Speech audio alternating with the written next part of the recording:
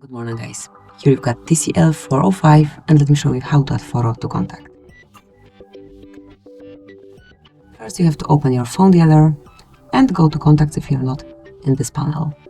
Now select the contact that you want to add this profile picture to, select edit, and now mark add photo. You can either take a photo or choose something from your gallery. Let me pick something from gallery. Now you can customize it however you like, and then click on done. Click on save then. And that's it. That will be all. From now on, the picture is assigned to your contact and it will appear once this number will be calling you. Thank you for watching. Please subscribe our channel and leave the thumbs up.